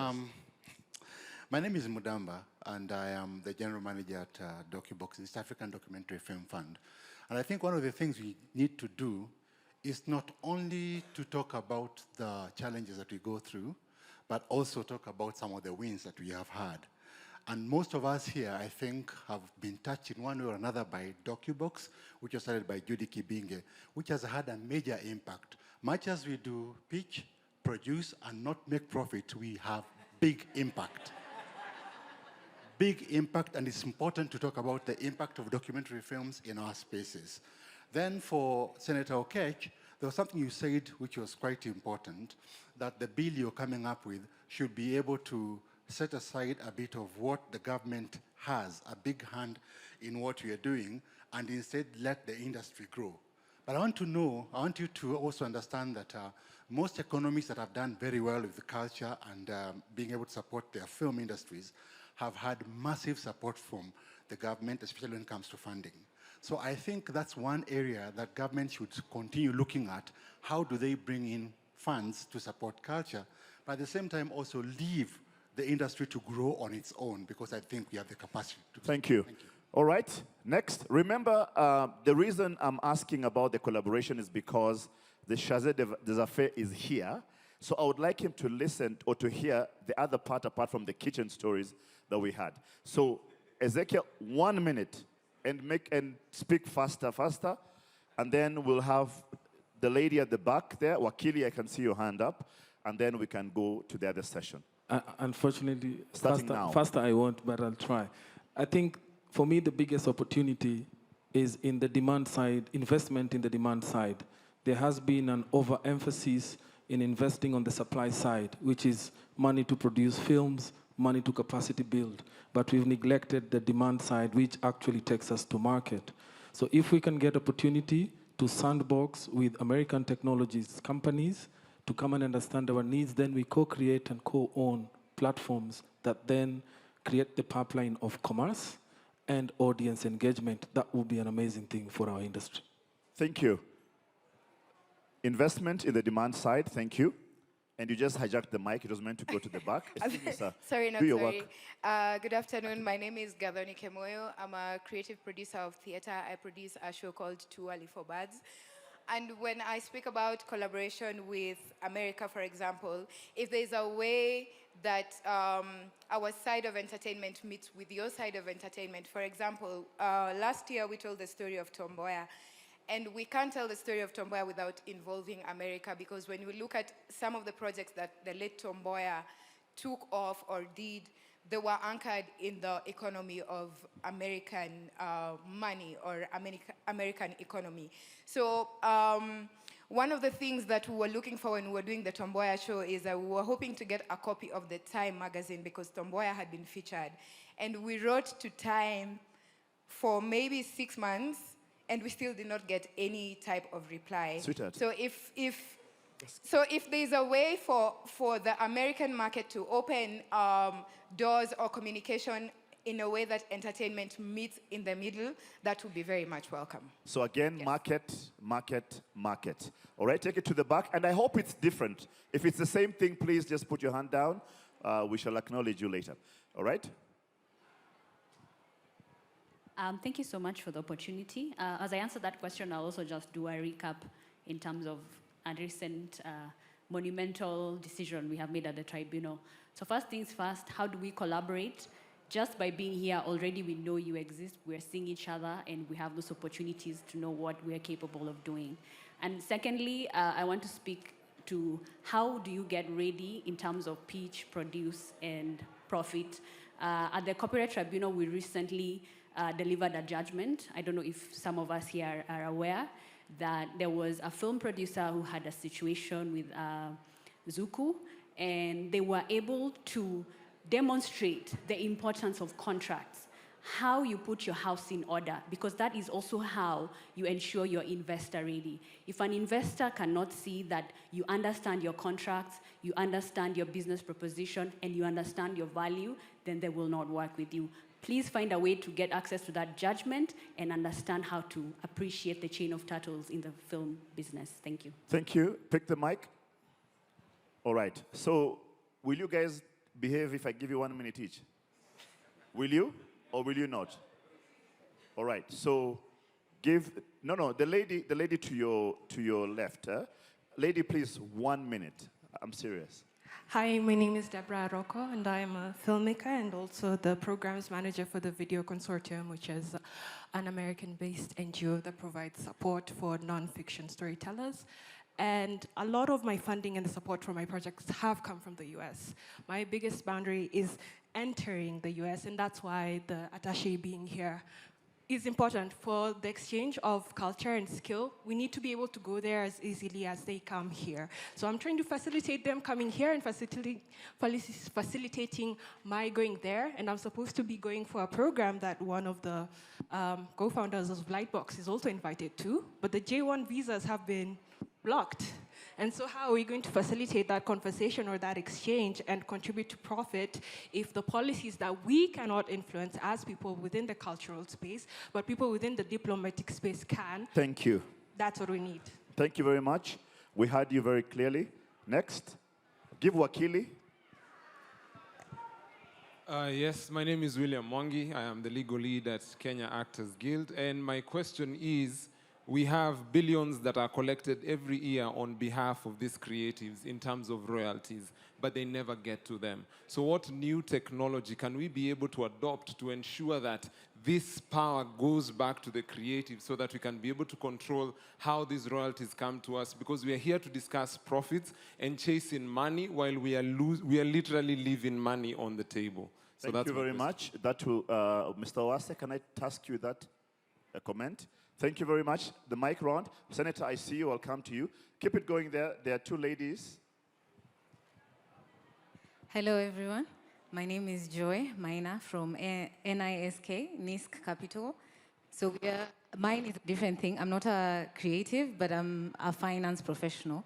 So we are actually partnering with Invention Studios with Nicholas Weinstock to create a fund for Africa, all the films in Africa, to be able to take those to the global space. So the key point that we may need help from the American government and all the other international bodies is to actually invest in the fund so that we can be able to do blockbuster films from Kenya and all across Africa and partner with A-list actors from the States that Nicholas has contacts with and our A-list actors here in order to take our talent global and we can be able to grow our sector. Thank you very much. The lady in orange, I hope that's orange, I'm a man. Blue or green?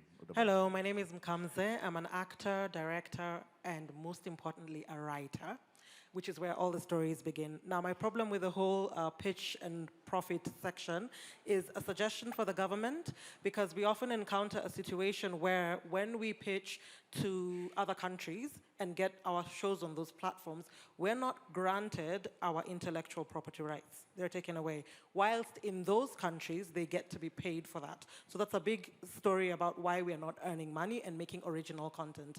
Now, I think that's a place where the government comes in, because that would be against Kenyan copyright law. So my question, or rather a thing to solve, would be why we are allowing those countries or those companies to get away with doing that in our country when they don't do it in their own. Thank you very much. Liz, where is Liz? She walked away? Okay, maybe she wants to participate in all the rooms. Okay. Just go to the middle there, to the middle. Njugush, is your hand up or you're stretching? Okay. Good evening, ladies and gentlemen. My name is Peter Kawa. I'm the chairman of the Kenya Actors Guild. I would like to, I believe that the administration that is running the guild right now is very forward-thinking, and we do not complain. We decided to move forward. 6 months in, we'd like to confirm that we've had workshops within our fraternity. We did a 5-day masterclass on contracts, so we are trying to educate our members around IP, just how to protect them, and make sure that we economically participate within the growth of the industry. Number two, I am also, apart from being the chair, I am also an entrepreneur. I run a company called Sanapost. And again, in the spirit of solutions, we have a platform that is more or less like an IMDb, where we are providing a platform for free for creatives to create their profiles so that anyone can access whatever it is that they do, and they can access even the information and contact them for any conversations. Lastly, we also engage in conversations like this ones. About 2 days ago, I had Butita on a panel discussion where we had writers come on board and just demystify the business of script writing. The first edition we had on independent filmmakers. So what I'm simply trying to say is Sanapost is working very hard to ensure that we have such conversations and even sort out what Abel is talking about so that we do not have to wait for primetime TV to get an opportunity to talk about our business. Thank you very much, Chairman. You may give the man with shaggy hair. On Njugush first. Let Njugush do. Hello, everyone. My name is Njugush, tall, dark, and handsome. I'm going to be pretty quick. Hiyo ndio kizungu niko nayo ya leo. What I wanted to touch on is, as a digital content creator, and the reason why I'm going there is because we've not talked about it. And where we are headed, it's some of the, what Philip didn't say is, that is one of the tools that we used, or they used, to be able to get the community. So for me, I think it's also the exchange of notes in terms of how to deal with government. Because as we speak, we wanted to have a digital, we talked about unions. We needed to have a digital content creators union group, but then the government went ahead and created one. So before we could be approved. No, although I'll speak about, it's not true. Government did not create it. but I will speak to that. Let me finish. In Jogush, we talked about facts. Let me finish. Let's not crucify the government, and it's not true. Okay, it's not government, it's not the government. ministry. Please. Okay, and this is one of the problems we will always have, guys, when we throw something which is not fact as a fact. Okay, I take that We back. shall believe you because you're in Jogosh, please. Okay, I take that back. Yes. But what I'm meaning is, okay, this is it. We are having it a long way, unlike other people. I don't know if that's making sense. But my point is, exchange of notes on how to be able to deal with government. And the reason why I'm saying this is because right now we are talking about influencing, and digital creators are banned from advertising certain products. And you find we're talking about money. That is money, be it alcohol or anything else. So in terms of exchanging of notes, to know how they do it on the other side, because they've had these, they are their tools anyway, they've had them, and how they deal them with the government without now what you're saying, talking without facts, so that we know this is supposed to go this way. Because as we are speaking, above the media, they have access to the betting advertising. But for digital content creators, that is not happening. And as we are speaking, we rely on advertising of various products to be able to support what we do. Thank you. Thank you very much. As a matter of fact, that particular association was started by a member who went and stood because of the issue we had with X and people going on the, what do you call that thing where people go in the night? You guys know. TikTok.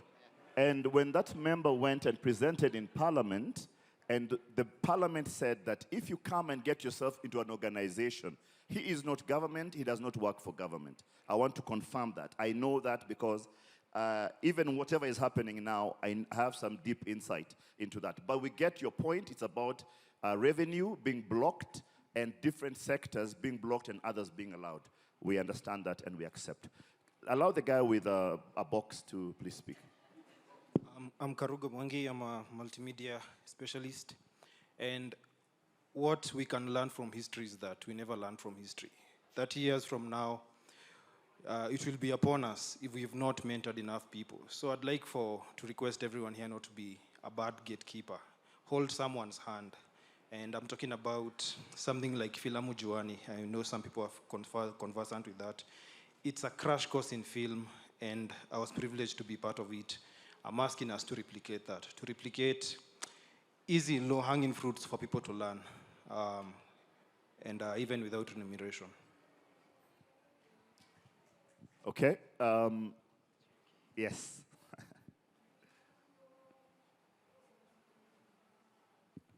Thank you. Half a minute. Your question is, how can the US and Americans collaborate with us Kenyans?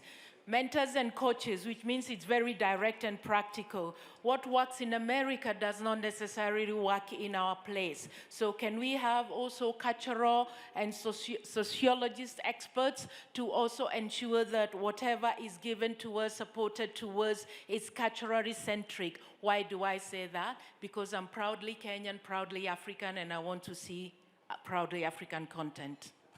Wonderful. And on that particular point of culture-centric, I think we need to get more people involved with AI, because AI will inform the future, and if we don't feed it now with the cultural-centric information, it shall be again messed up in future. All right?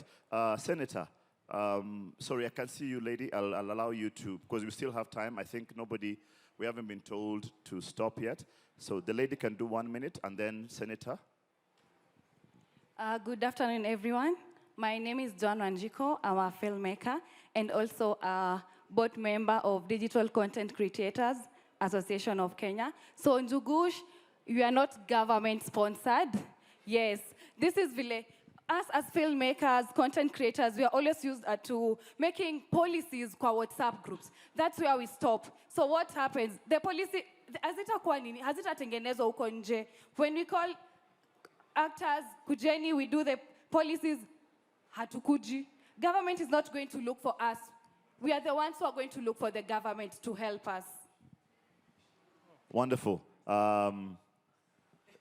It sounded very Mapambano like. I thought you were just about to remove a placard, yeah, from your pocket. Gen Z tunawajua, all right? But I think we can start wrapping up so that we can go to the other side. What I always say is, as an industry, why we have a lot of conversation is because we never used to talk to each other before.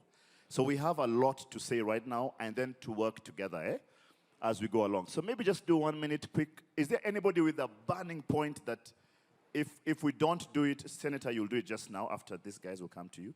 Is there anybody here, if you have a burning point, without this, you'll feel like this session was not worth your while? But do you have, Abel, for real? You know, you comedians, I don't know when you're serious. Yeah. Okay. Bado tu niko hiyo point ya kukuwa jealous. Atasha amekaa wapi? Nimuone. Ako pale. Wacheza chini. Mcheza chini, eh? Acha niipige na Kifaransa, Unachiki wale wachinku wanakuwa hatari kama kitu benefit watu wao. Si wanaifinyia pale juu. Sasa hizi platform zao ni kibao. Netflix wako ndani, Disney wako ndani, Amazon Prime wako ndani.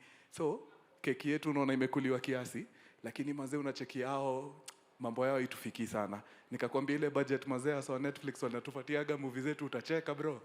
Ni noma. So kuna vile tunaweza kaza na gava iko hapa. Tukaze tuwashow cheki. Unataka platform yako i-thrive hapa? Haina mambo, lakini kwa nini nikikuitisha 20% itakuwa mbaya? Siingie tu kwa ground isaidie vijana. So badala ya kunipatia pesa ya upuzi nikupatie movie nimeshoot na 10 million. Si unijenge tu, jenga watu wangu kitu safi, bas kila mtu athrive poa. Au sio? Ama nimeongea bwana ambassador? So the word there is Kaza. Kaza. Okay, wonderful. So let's start with Yvonne, 1 minute as we wrap up and as we come down. So Yvonne, just a final as we get out. I actually want to answer the question you asked the group. What can we actually ask of the U.S.?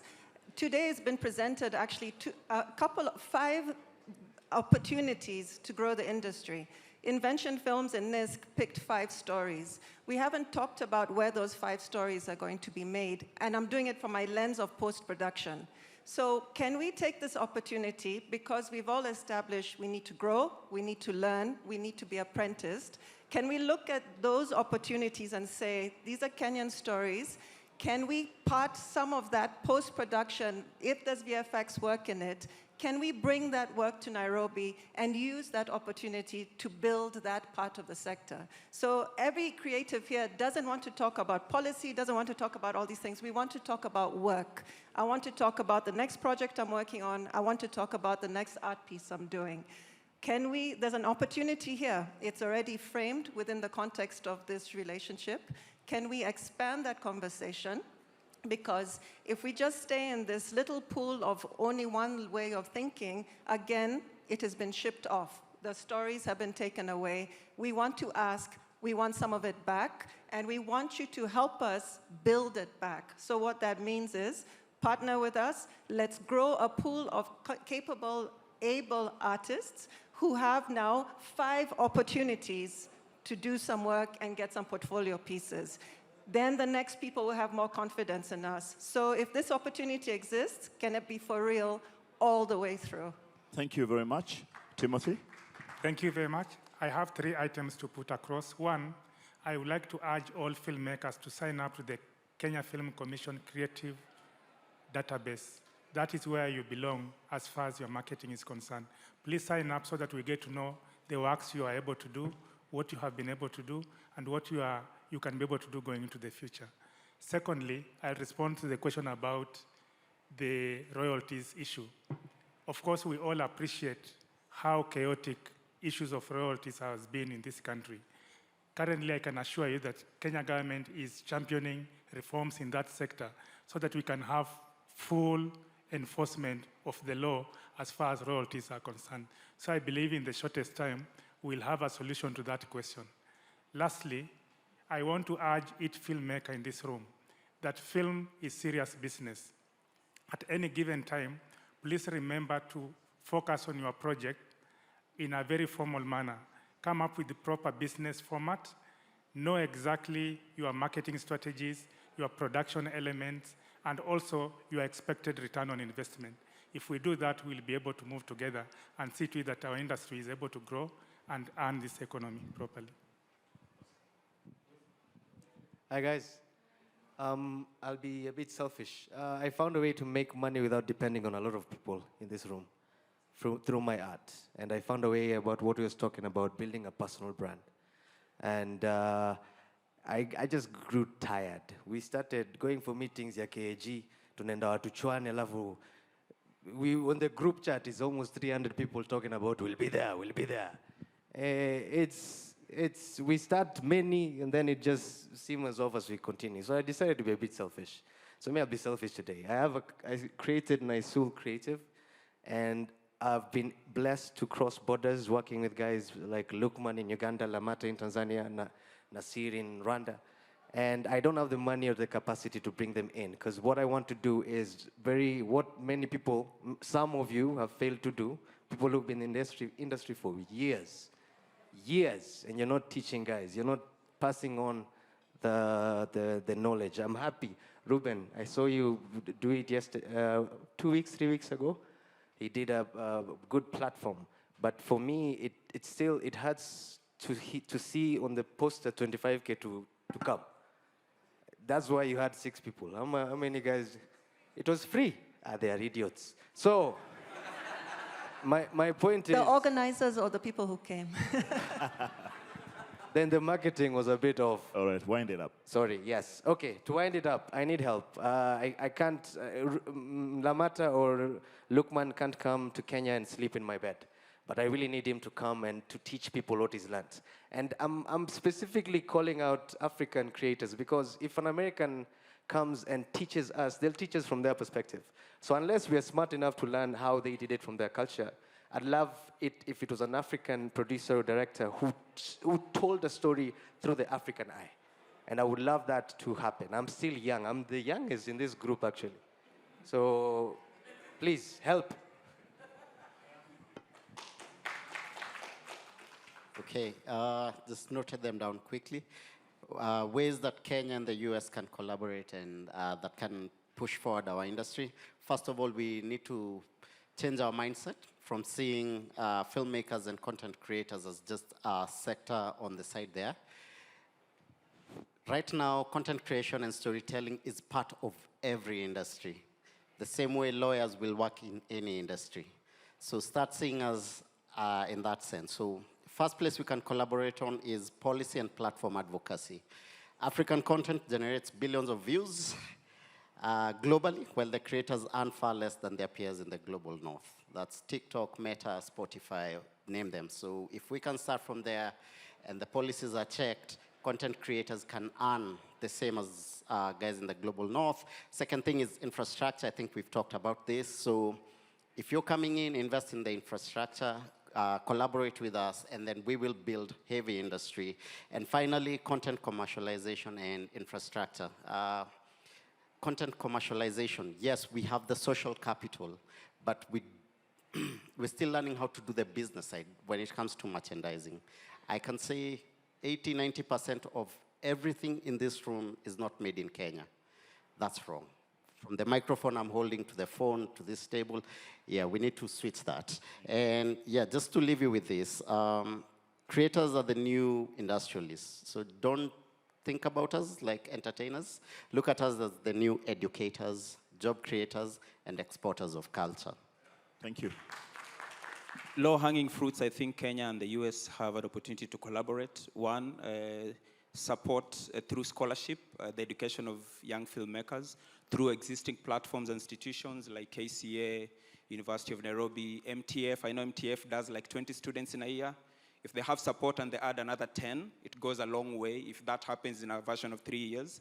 I know Hiva Fund through Netflix supported almost 48 students who just graduated. I think in a span of 7 years, it will have a major ripple effect in the industry. Secondly, apprenticeship, especially for the old ones like us. We learned by doing it ourselves. It will help to visit other markets and see how they're doing it. Thirdly, and most, I think, important for me is loans and grants, soft loans, creative loans and grants through institutions like Fund, through MasterCard, because some of us where we are, we just need that capital to be able to do the next thing. We already have distribution or a client who is ready to buy, but just raising that capital to be able to move to the next project becomes a hindrance. Thank you. Wonderful. I think one of the other conversations we'll have next, Junior here, okay, which means we have to wrap up, will be how our art can be a bankable product. And I think this conversation has been going on for a long time. I know in other territories, Nigeria, you can just go with your script and you get a loan and everything, but that we can bank it for the next one. Senator, if you don't mind, I'll give you 1 minute and then I'll wrap it up. Mine is just a request to you that there's a bill you're working on. I talked about it, you're not here. I won't go deeper into it. I'll send it to you. If it passes, 2 things are in that bill. One is to be able to organize a creative industry council where all clusters can be able then to organize and then get into the council. I would wish that you help with that organization because that is what will ultimately help creatives be able to organize an industry among themselves. And then the last one, we have got a fund there that we're proposing that all the funds that we are seeing in the ministry being managed from the ministry should be managed by creatives so that creatives can be able to identify where to align incentives, which creatives can be stratified in terms of those who are coming up and those who are really doing well and which of support they want. My request would be start stratifying that kind of support so that the younger guys who are coming up can be given proper jumpstart through those kind of funds. But then the bigger guys like Eddie Butita, Jugush, these guys have become a brand.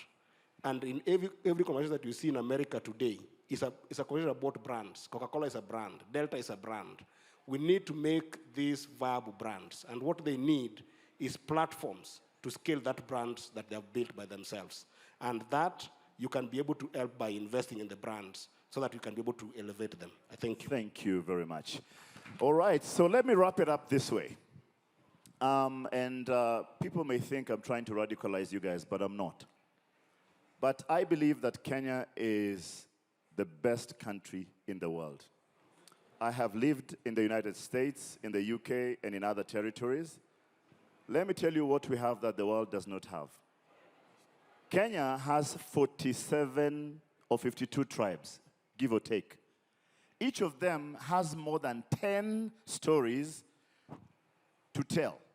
We have, in my culture, we have Luanda Magere, we have Simbi Nyaima, we have Lolwe, we have all these stories. And none of them has been put on a screen. So while the world is scrambling for our Kanda story, you have Syokimau. You have Koitelela Samoe. You can write a story. Tom Mboya as a movie. Tom Mboya as a movie. We have lots of stories. We haven't even told a story about Wangari Maathai. Ladies and gentlemen, the Nigerians say that what you're looking for in Sokoto, a faraway town, is in your Mokoto, which is your pocket. I believe we have the story, we have the Levitas, we have 6,000 people who can pay to watch that play or that movie. It will be stupid of me, June, 1 minute, it will be stupid of me to finish without making Panos stand up. Panos is the president of the Recording Academy, the Grammys. Yeah, because you're my friend, I have to. Yeah. And anytime I met Panos in LA, I met Nick Nyamachom at my house in LA. All these guys are ready to work with us. All of them. Let me not cheat you. This is not a plaything we are doing here. All the guys you have here, including the NBA, let me give you a secret. The NBA want to be worldwide. So they're dying to be everywhere, including the next one is baseball. Baseball is coming. You know, our ice skating, all these games. Can you believe in the Olympics, they're now playing shake as a gold medal sport? You know, remember shake? Can you believe? What will they have next? Marbles? But whatever it is that they have, we have to get in. All right?